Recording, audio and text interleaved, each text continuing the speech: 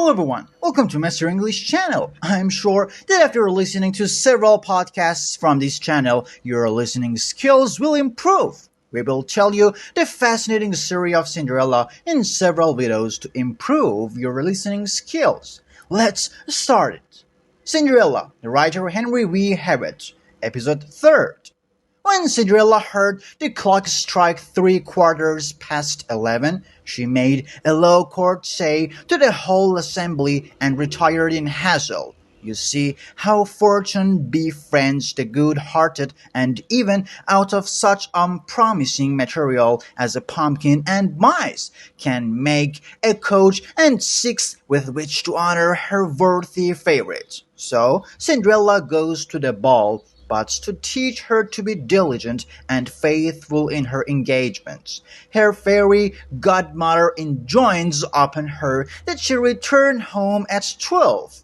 Native beauty and grace attract the princely heart, and while the king's son pays no heed to her pretentious sisters, he is all grace and condescensions to little Cinderella.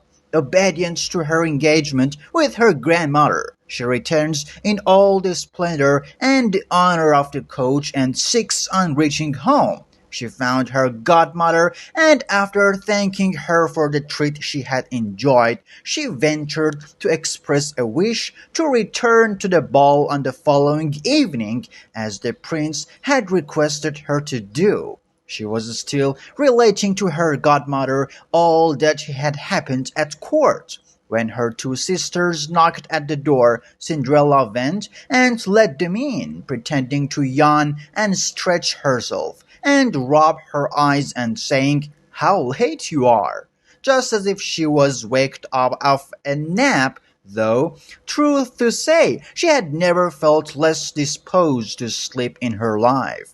"If you had been to the ball," said one of the sisters, "you would not have thought it late. There came the most beautiful princess ever seen, who loaded us with polite attentions and gave us oranges and citrons." Cinderella could scarcely contain her delight and inquired the name of the princess, but they replied that nobody knew her name, and that the king's son was in great trouble about her, and would give the who she could be. "Is she, then, so very beautiful?" whirled to said Cinderella, smiling. "Oh my, how I should like to see her!" "Oh, do, my lady. Jared, lend me the yellow dress you wear every day, that I may go to the ball and have a peep at this wonderful princess." "A likely story indeed," cried Jared, tossing her head disdainfully, "that I should lend my clothes to a dirty Cinderella like you." Cinderella expected to be refused, and was not sorry for it, as she would have been puzzled what to do had her sister really lent her the dress she begged to have. On the following evening the sisters again went to the court ball, and so did Cinderella, dressed even more magnificently than before. The king's son never left her side, and kept paying her the most flattering attentions. The young lady was nothing loth to listen to him, so it came to pass that she forgot her grandmother's injunctions, and indeed lost her re-knocking so completely that before she deemed it could be 11 o'clock, she was startled at hearing the first stroke of midnight. She rose hastily and flew away like a startled fawn.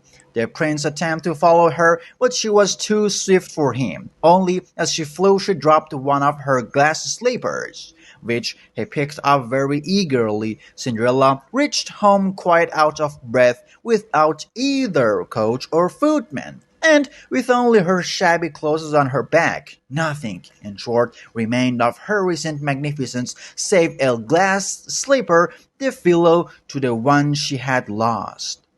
Cinderella, dancing with the prince, is admired for her gracefulness. The clock strikes 12, she having forgot their godmother's instructions, is alarmed, flies out of the ballroom. Her gorgeous apparel is changed into the dress of a cinder wench, and her splendid equipage into a pumpkin, rats, mice, and lizards. This sensational at that palace gate very closely questions as to whether they had not seen a princess coming out. But they answered they had seen no one except a shabbily dressed girl, who appeared to be a peasant rather than a young lady.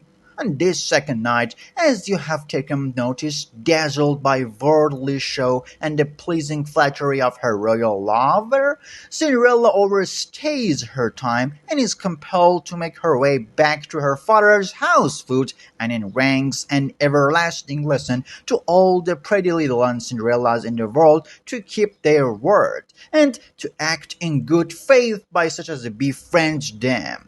Never mind, her heart is in the right place. She is a charming, good creature, and although virtues go home in rags, it will leave some behind thoughts of print, by which it can be known and traced whether it has once walked. We shall hear from that little glasses slipper again.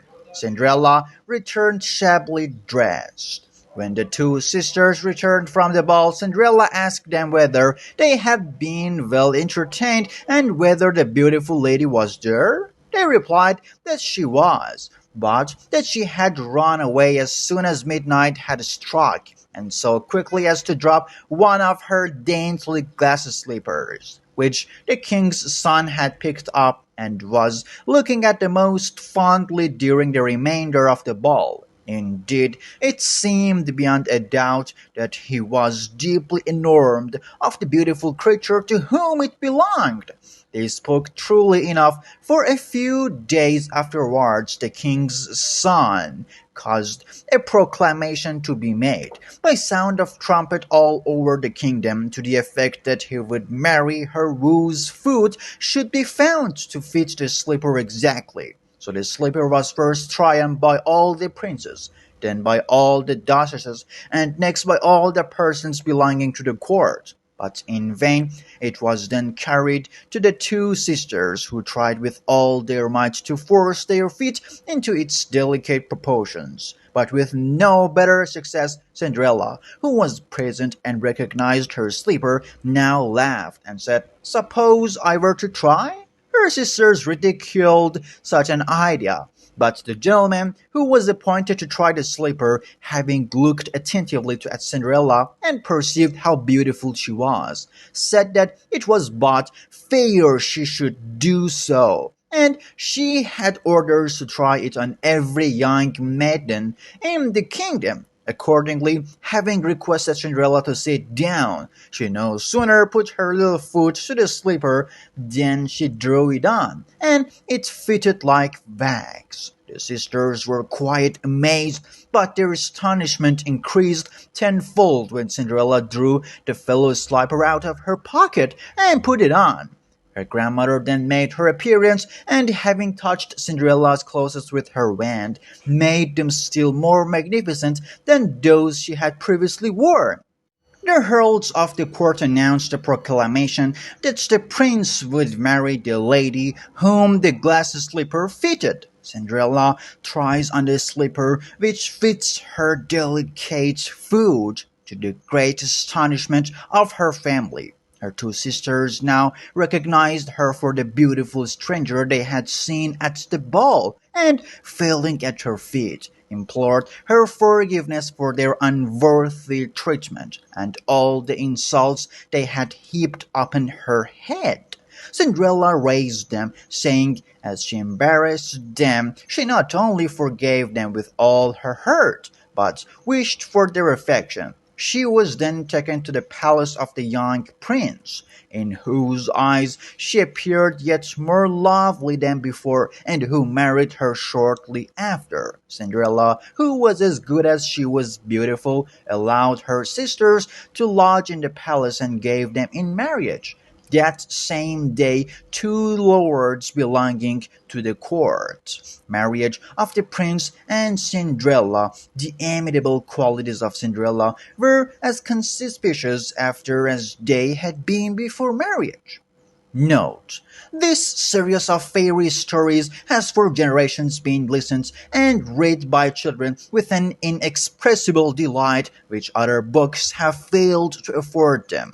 The extravagance of the stories, the attractive manner of telling them, the picturesque scenery describe the marvelous deeds related, the rewards of virtue and punishment of vice, often principles strictly in accordance with ethical laws, as applied to the formation of character, render them peculiarly adapted to induce children to acquire a love for reading and to aid them cultivate the affections, sympathies, fancy, and imagination.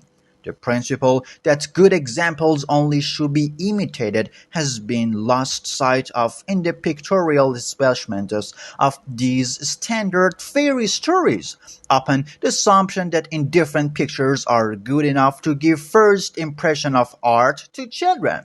If this holds true, then language and morals of a questionable cast will subserve the same ends. But the fallacy of this dogma, notwithstanding, no one up in reflection will deny that this edition of these stories may be more perfect than any other extant. The publisher has embellished it with exclusive specimens of pictorial art from which children may derive those correct ideas high that will mature into the beautiful and grand.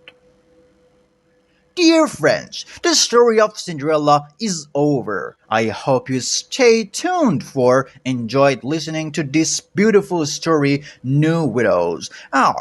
Thank you so much for watching this far into the video. Remember to subscribe to the Mr. English channel and hit the bell icon to be notified when I post new videos.